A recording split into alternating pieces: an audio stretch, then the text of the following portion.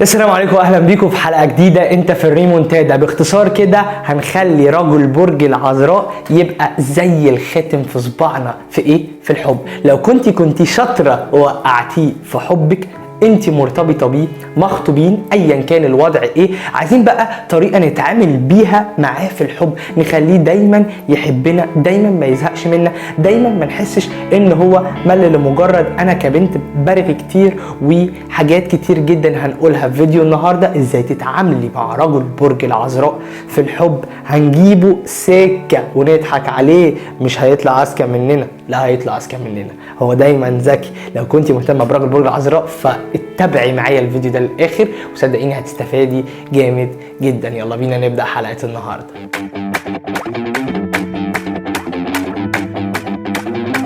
كالعاده لو كنت جديد معانا في القناه فانا برحب بيك وبقول لك اهلا بيك. انت في الريمونتادا، انت في القناه دي عشان خاطر تبقى على وضعك، كمان تعرف حاجه جديده عن نفسك، عن غيرك، عن البرج اللي انت مهتم بيه، دايما تطور من نفسك، تدي امل لنفسك ان اللي جاي احسن ان شاء الله بتعبك وصبرك واجتهادك، ودايما طبعا كل شيء بايد ربنا. اشترك في القناه وادعم القناه لو ما كنتش بتدوس لايك يعني على طول، ولو كنت جديد عرفني بنفسك.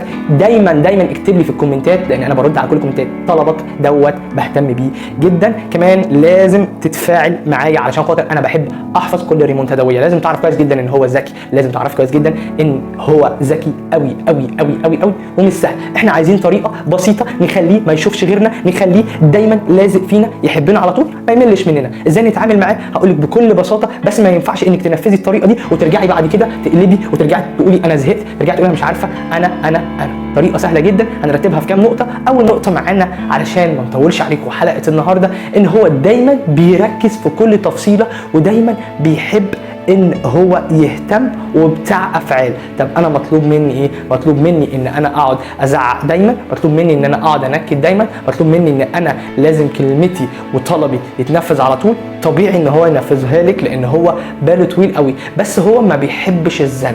لازم تراعي ده. ايه ده؟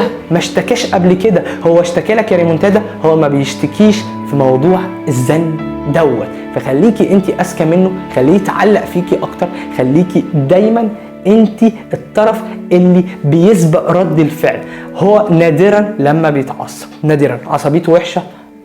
طب انا ما شفتش منه حاجه رومانسيه، حاجه تدل ان هو بيحبني. لا، هو بتاع افعال. ولو وقع ونفذتي الطريقه دي في الحب هتلاقي بقى الرومانسيه كلها. بشوف بس النسبه قليله، طبيعي جدا. عارفين ان هو من اذكى الابراج، مش برج لسانه حلو يعني زي الابراج المائيه وزي الابراج الناريه، ولكن هو دايما بتاع افعال ودايما بتاع تفاصيل ودايما بتاع تركيز. فبعد اذنك ما تقعديش تزني عليه لان النقطه دي بتتعبه. طب هو ما بيبينش، ما بيشتكيش، ما هو طبعه كده، هو طبعه كده. الراجل يا جماعه بيحب يوفر ويريح اللي قدامه، مولود علشان خاطر يريح اللي قدامه، في مقابل بس ان اللي قدامه دوت يعز عليه او بيحبه او خطيبه او حتى يعني كانت مراته، ايا كان احنا لازم نبقى اذكى منه. هو ذكي وهو هيبقى عارف ان احنا بنعمل كده علشان خاطر نريحه لغايه لما الموضوع يستمر معانا. احنا دايما ما بنزنش، بناخد الموضوع بالهداوه، وكمان بنديله رايه. انت عايز ايه؟ انت عايز تعمل ايه؟ بنديله كل حاجه في ايده هو. شوف اللي انت عايز تعمله واحنا يا عم معاك. لما انت تعمل كده هو هيقولك لا ده انا اريحك، ده انا اعمل لك اللي انت عايزاه. والنقطه دي مهمه جدا عنده. النقطه اللي بعد كده ودي برضو ما بيطلبهاش ودي ما بيحبش يبقى مايع فيها، انك انت تهتمي. يحب قوي الاهتمام، يحب قوي الشخص اللي قدامه يكون مركز معاه في كل تفاصيله زي ما هو كمان بيركز في كل تفاصيله في الانثى اللي بيحبها. فانت دايما يعني اديله اهتمام من النوع الخاص، اهتمام بدلع، بس في نفس الوقت بتقطعي. مش كله اهتمام، مش كله حب، مش كله مياصه، مش كل يوم لازم نخرج، مش كل يوم لازم نروح الحته الفلانيه علشان خاطر نقابل صاحبتي، فرح صاحبي، مش عارفه ايه. استثناءات. عادي تعاملي، عادي تعاملي زيك زي اي واحده وخطيبها زي اي واحد بيحب واحده عادي. ولكن الاهتمام بتاعك لازم دايما تبقي فاهمه ان هو بيصحى في الوقت ده عشان يروح الشغل، لازم دايما تبقي فاهمه ان هو بيروح الشغل في الوقت ده، والوقت دوت تخلي بالك ما بيبقاش فاضي، وعشان ما يزعلكيش وما يكسفكيش فبيضطر ان هو يرد عليك.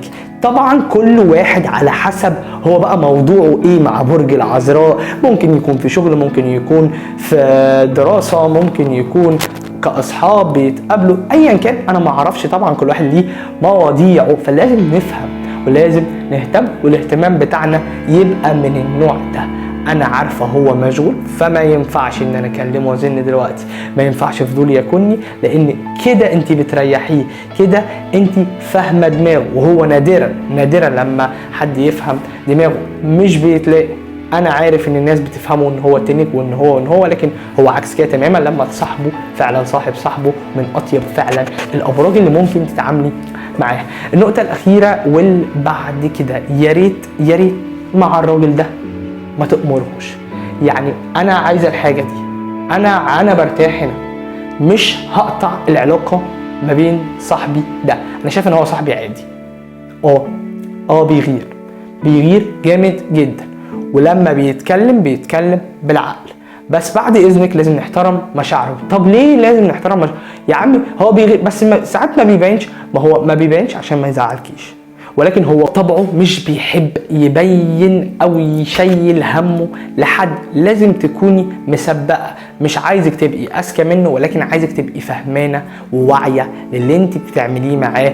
دايما مش هيحسسك ان انت السبب، دايما مش هيشيلك الهم، دايما مش هيقولك اصلي انت لو كنت سمعت كلامي كان حصل كده. فلازم تهتمي بالحاجات دي، لان الحاجات دي فعلا بتفرق معاه جامد جدا جدا. من اجمل الابراج اللي ممكن تتعاملي معاها، ويا بختك فعلا، لان ده بتاع افعال. لما بيجي يعمل حركه رومانسيه بيعملها الصح نادرا، طبيعي، لان هو برج ترابي ومن الابراج الثابته قوي.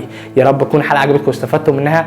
اوعى تتردد في لحظه انك تكتب لي تحت في الكومنتات، فانا هنا علشان خاطر اساعد حضراتكم. دوس لايك للفيديو، ولو كنت جديد اشترك معانا وعرفني بنفسك، علشان انا بحب احفظ الناس على الشانل. يا رب تكون الحلقه عجبتكم واستفدتوا منها، وسلام عليكم، استنوني في حلقات جديده.